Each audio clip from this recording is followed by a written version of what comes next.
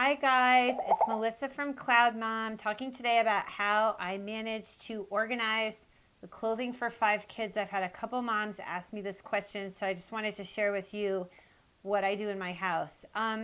First, when it comes to back to school and clothing shopping in general, for me, the bulk of the clothes that most of my kids are wearing are hand-me-downs, especially my boys and then my younger girls. So what I really try to do is not to buy before I know what I need, because oftentimes I actually forget, and I feel very lucky to be saying that I have this problem. But what I do with seasons, for example, my 3 boys share a closet, my 2 girls share a closet, and when it's the winter, I put their summer clothes up top in containers, and when it's the summer, I have the winter clothes up there. So back to school is always tricky. I'm usually not really prepared in August to buy, jeans and sweaters and things like that, because I'm not really sure what they have anymore, and I don't really know what I need. And one good thing about where we live in New York City, is that it's actually quite warm in September, so they can get by still wearing their stuff from the summer, especially with a cardigan or something like that.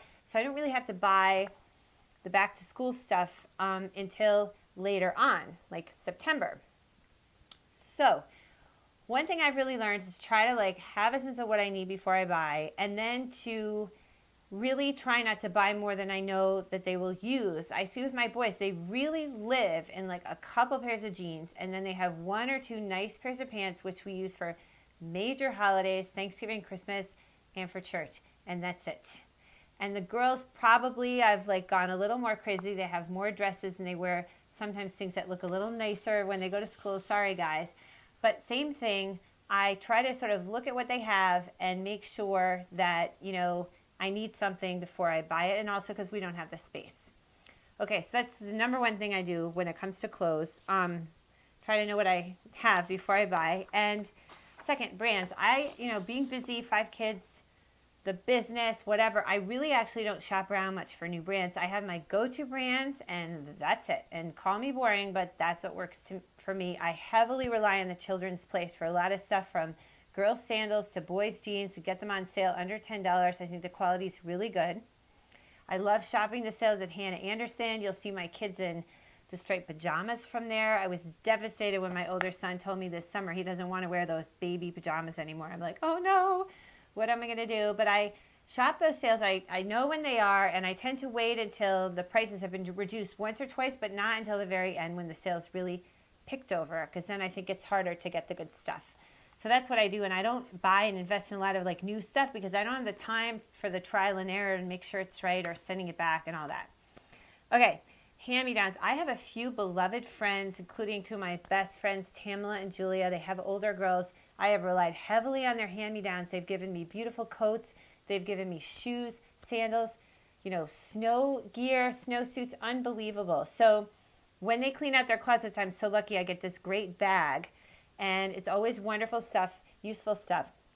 So call me bold, call me obnoxious, but I'll even ask them, okay, what's coming down the pipeline? Because if they're about to hand me over 2 pairs of shoes, I don't have to go and buy them. That's a lot of money saved.